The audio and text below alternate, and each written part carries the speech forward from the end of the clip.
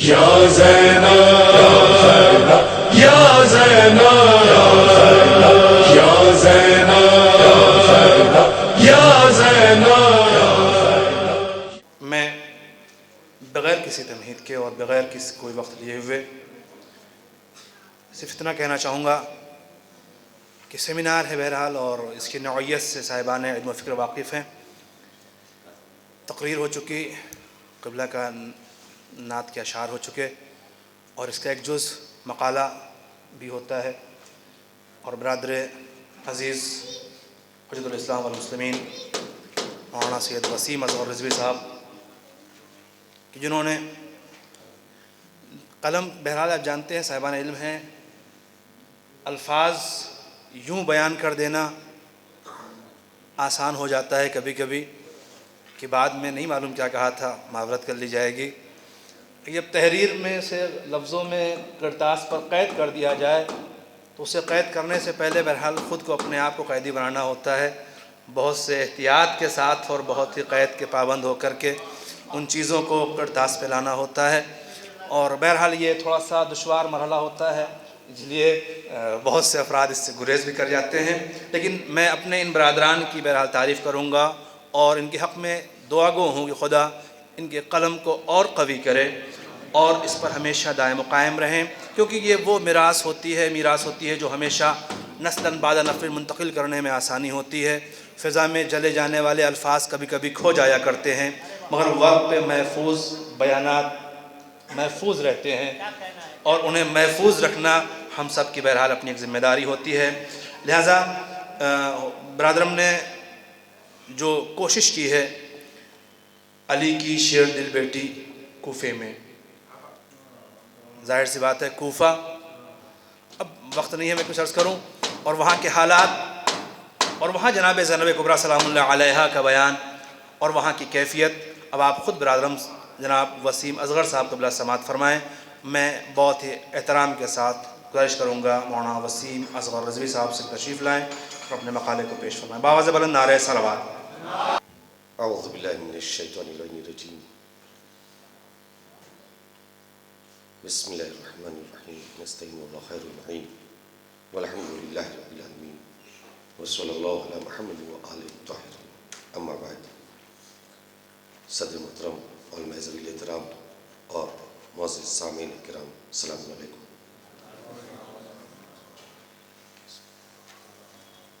ایک صلوات پڑھ دیں.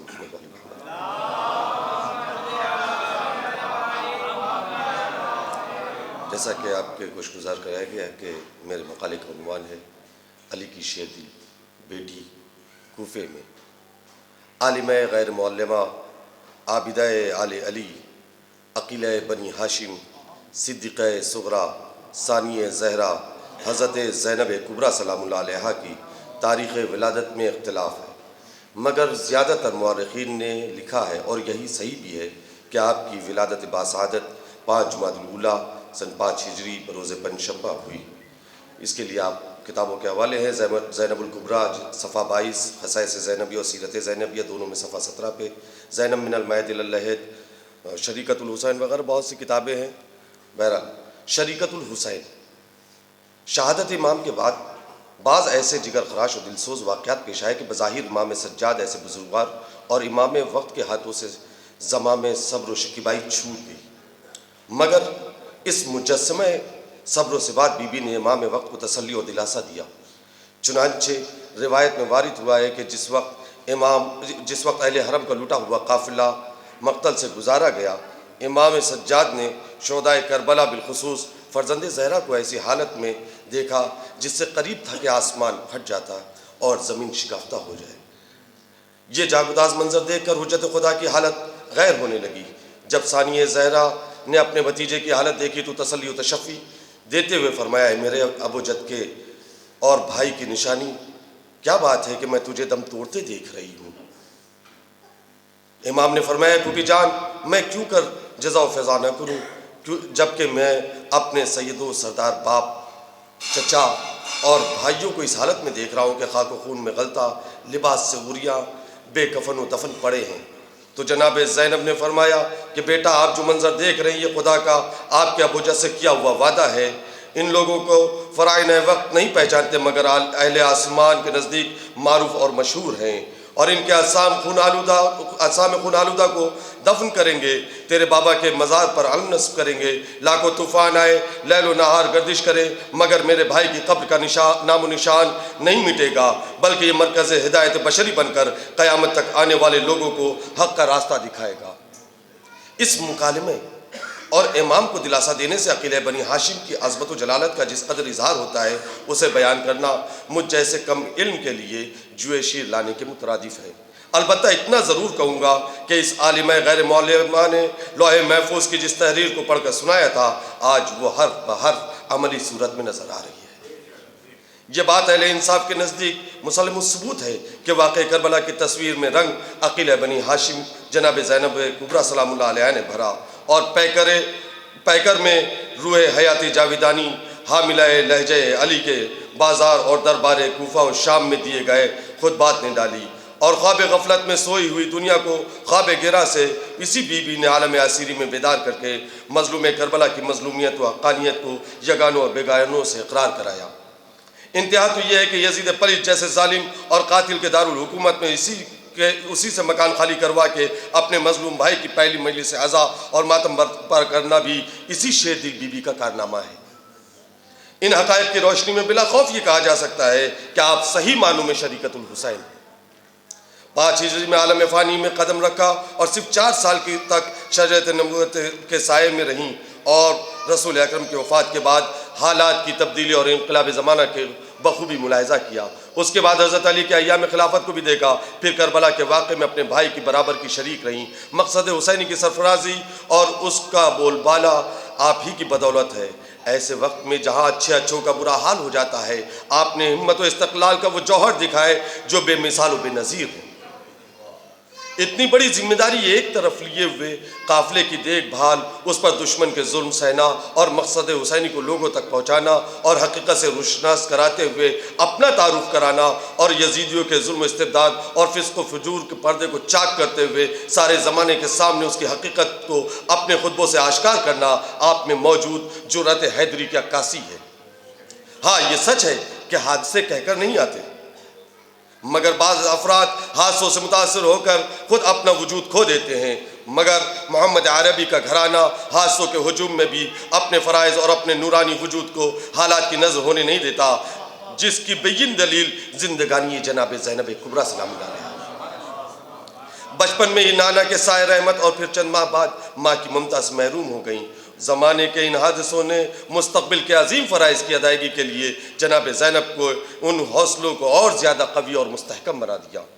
جناب زینب اور تعارف امام، وقت کے امام کا تعارف کرانا اور اہل دنیا کو اس سے روشناس کرانا، یہ کام نبی کا یا اس کے بعد پہلے یعنی آنے والے امام سے پہلے والے امام کا ہے۔ چنانچہ ذوالعشیرہ سے میدان غدیر تک نبی کریم نے آنے والے امام کا تعارف الگ الگ مقامات پر مختلف الفاظ میں جداگانہ طریقے سے خود کرایا، مگر کربلا کے میدان سے دربار شام تک جناب زینب نے اس ذمہ داری کو بحسن خوبی انجام دیتے ہوئے امام وقت جناب سجاد کا تعارف کرایا ہے۔ چنانچہ جس وقت اشقیاء نے خیموں کو آگ لگا کر لوٹنا شروع کیا اور اہل حرم ایک خیمے سے دوسرے خیمے تک جاتے، لیکن جب آخری خیمہ بھی جلنے لگا تو جناب زینب نے بیمار کربلا امام وقت کو غص سے ہوشیار کر کے اعدائے دین کے سامنے یوں اعلان کیا کہ بیٹا سید سجاد تم امام وقت ہو، کہو تو خیمے میں جل جائیں، کہو تو باہر نکل آئیں۔ امام نے کہا کہ پھوپھی حفاظت نفس واجب ہے، لہٰذا خیمے سے نکل آئیے۔ اسی طرح کوفہ و شام میں بھی آپ نے جو گفتگو کی ہے اس سے بھی امام کا تعارف کرا کہ یزیدیوں کو بتا دیا کہ یہ نہ سوچنا کہ حسین کی شہادت سے سلسلہ امامت منقطع ہو گیا، نہیں بلکہ سجاد کی صورت میں ایک امام آج بھی موجود ہے۔ بازار کوفہ میں اہل حرم عمر سعد اس لٹے ہوئے قافلے کو لے کر اپنے لاؤ لشکر سمیت روزہائے شہداء کو لیے ہوئے 12 محرم کو کوفہ پہنچا۔ الارشاد شیخ مفید علیہ رحمہ۔ ابن زیاد ملعون کو جب اس لٹے ہوئے قافلے کے قریب پہنچنے کی اطلاع ملی تو اس نے سرائے شہداء نکاح نیزہ پر چڑھوا کر منگوایا۔ کوفے کے زن و مرد جو ہزاروں کی تعداد میں اہل حرم کا تماشا دیکھنے کے لیے جمع تھے، لوگ آل رسول کو اس تباہ حال دیکھ کر زار زار رونے لگے۔ یہ بھی عرض کرتا چلوں کہ عفت و حیا کے پروردہ افراد کے لیے کربلا کے مصائب و آلام برداشت کرنا بہت آسان تھا، مگر کربلا کے بعد کے مراحل غیرت کے آبگینے کو چور چور کر رہے تھے۔ جب تک کہ اس کے لیے مناسب انتظام نہ ہو، اہل حرم کو ان سے گزارا جانا ان کے مرتبے کے خلاف ہے، اسے ابتلاء کی فہرست میں نہیں شمار کیا جا سکتا۔ سن 2000 کے ماہ مال جواد کے محرم نمبر میں آل جواد العلماء مولانا احمد حسن تابسرا نے اپنے مقالے میں اس کا حل یوں تحریر کیا کہ اہل حرم نے پردے کے لیے از خود انتظام کیا کہ اپنے بال نوچ ڈالے اور اپنے منہ پر گھر والوں کے غم میں اتنے تماچے مارے کہ نیل کے داغوں میں چہرے چھپ گئے۔ دوسری طرف قدرت نے بھی اس کا انتظام کیا، جسے نمائندہ الہی حضرت امام حسین کے سر اقدس نے انجام دیا۔ قرآن میں سورہ بنی اسرائیل کی 35ویں آیت میں ارشاد رب العزت ہو رہا ہے کہ اور جب تم قرآن پڑھو گے تو ہم تمہارے اور منافقوں کے درمیان ایک اندیکھا پردہ حائل کر دیں گے۔ غیرت امام نے اپنی تلاوت کے ذریعے بیویوں کے چہروں اور تماشائیوں کے نگاہوں کے درمیان ایک اندیکھا پردہ کھینچ دیا۔ جب یہ قافلہ بازار کوفہ میں پہنچا تو جناب زینب نے ایک فصیح و بلیغ خطبہ دیا۔ لوگوں کے گریہ ازاری اور شور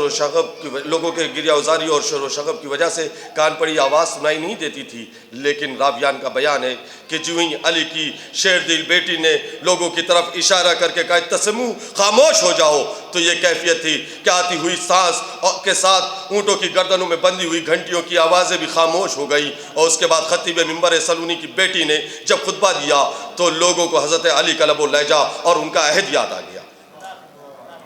جزام اسدی یا بشیر بن خریم اسدی کہتا ہے کہ خدا کی قسم میں نے کبھی کسی خاتون کو دختر علی سے زیادہ پرزور تقریر کرتے نہیں دیکھا۔ بی بی کے لب و لہجے اور خطاب سے معلوم ہوتا تھا کہ گویا جناب امیر المومنین کی زبان سے بول رہی ہیں۔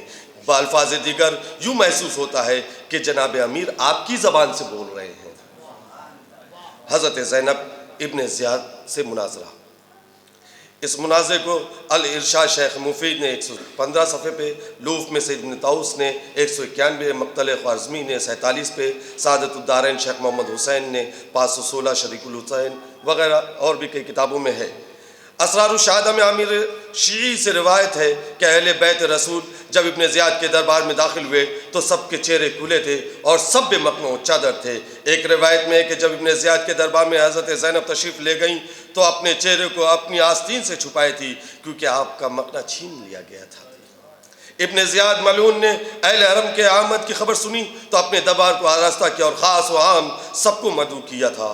طعن و کرہن جب اہل حرم دربار میں داخل ہوئے تو جناب زینب ایک گوشے میں تھی اور بیویوں اور کنیزوں نے آپ کے اطراف حلقہ باندھ لیا تاکہ ظالم آپ کو دیکھ نہ سکے اور نہیں کوئی پہچان سکے۔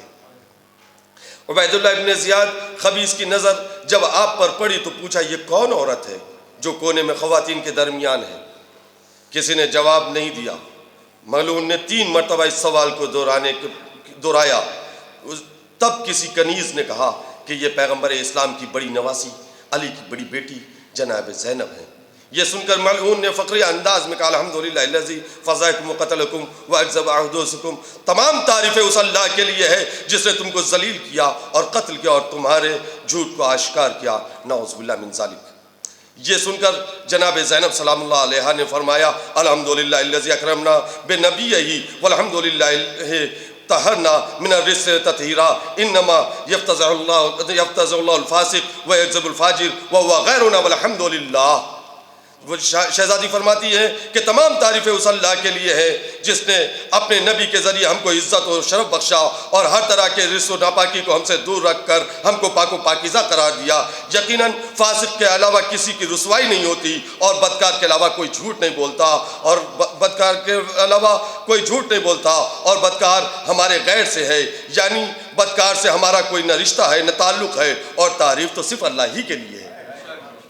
ابن زیاد یہ سن کر پھر کہتا ہے کیف رأیتی فعل اللہ بأہل بیتک، یا دوسری روایت میں آیا ہے کیف رأیتی فعل اللہ بأخیک، تم نے دیکھا کہ خدا نے تمہارے اہل بیت کے ساتھ یا تمہارے بھائی حسین کے ساتھ کیسا سلوک کیا؟ شہزادی نے سن کر فرمایا ما رأیت الا جمیلہ، میں نے سوائے نیکی اور خوبصورتی کے کچھ نہیں دیکھا، میں نے اچھائی کے علاوہ کچھ نہیں دیکھا۔ اب رہی میری قوم کی بات تو خدا نے شہادت ان کا مقدر قرار دیا تھا اور انہوں نے بھی اطاعت کی اور اپنی ابدی منزل کی جانب چلے گئے، اور بہت جلد خدا تمہیں ان کے سامنے کرے گا اور وہ اللہ سے تمہاری شکایت کریں گے۔ تب دیکھنا کہ اس دن کون کامیاب ہوتا ہے۔ اے مرجانہ کے بیٹے، تم پر تمہاری ماں روئے۔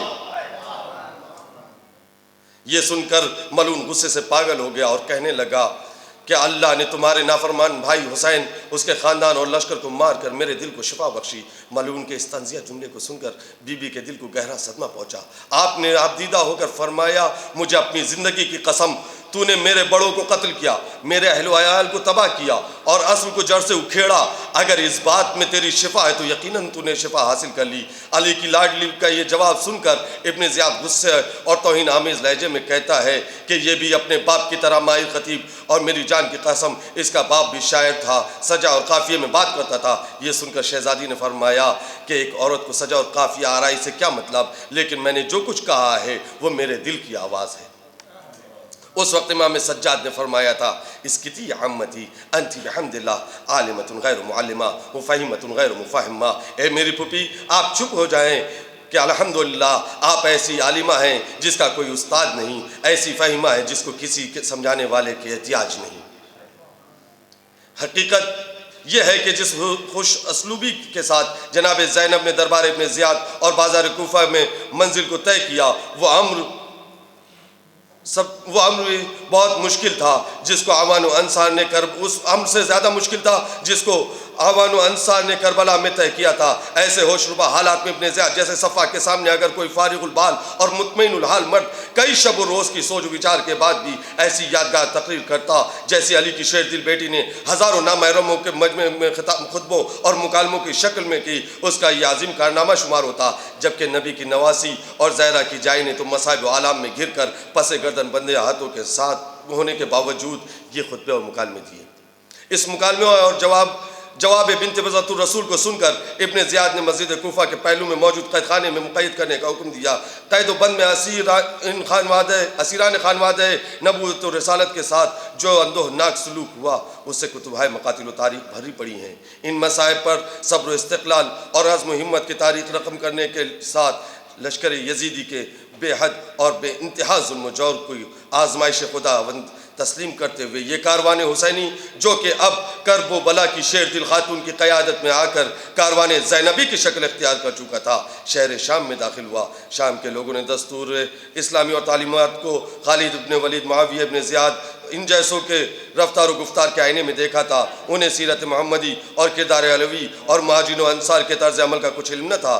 البتہ جو 60 سال کی عمر سے زیادہ کے افراد تھے جنہیں اس کا علم تھا، ان کی مجبوری یہ تھی کہ وہ ایک کونے میں بیٹھ کر تماش بین بنے رہیں۔ شام کے افراد یہ بات سننے پر بھی آمادہ نہ تھے کہ نبی کریم کے رشتہ دار اور قریبی بنی امیہ کے علاوہ کوئی اور بھی ہے۔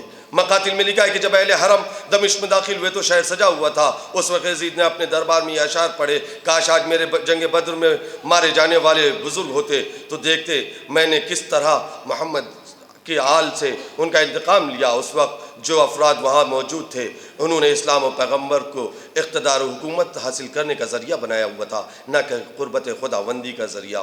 آپ ملاحظہ فرمائیں کہ دونوں محفلیں ایک ہی طرح کی ہیں اور باتیں بھی ایک جیسی ہیں۔ کوفے میں ابن زیاد بھی خوشی سے پھولا نہیں سماتا کہ اس نے اپنا فرض پورا کر دیا اور عراقیوں کے ہاتھوں سے ان کی قوت اور حکومت چھین لی۔ شام میں یزید افتخار کر رہا ہے کہ جنگ بدر میں اس کے مقتول بزرگان کا خون رائگا نہیں گیا۔ اگر یہ معاملہ یہیں پر ختم ہو جاتا تو دنیا بھی اسے کامیاب سمجھتی، لیکن جناب زینب سلام اللہ علیہ پہ ہمارا کروڑوں سلام کہ اس بی بی نے اس کی کامیابی کا پھل کھانے نہیں دیا۔ وہ جسے اپنے لیے شیریں سمجھ رہا تھا، جناب زینب نے اس کا مزہ حد سے زیادہ کڑوا کر دیا اور اس کے لیے تلخ بنا دیا۔ جناب زینب نے پابرہنہ اور بے مقنع چادر رہ کر اپنی مختصر گفتگو میں اہل مجلس کو سمجھا دیا کہ ان پر حکومت کرنے والا کون ہے اور کس نام پر حکومت کر رہا ہے، اور رسیوں میں جکڑے ان کے سامنے کھڑے قیدی کون ہیں۔ میں اپنی گفتگو کو اس شعر پر برادر اللہ مولانا دلکش غازی پوری کے شعر پر تمام کر رہا ہوں کہ امیر شام سمجھتا تھا کہ یہ مجبور عورت ہے۔ امیر شام سمجھتا تھا کہ یہ مجبور عورت ہے، الٹ کے رکھ دیا خطبے سے دربار زینب نے۔ الٹ کے رکھ دیا خطبے سے دربار زینب نے۔ والسلام علیکم ورحمۃ اللہ۔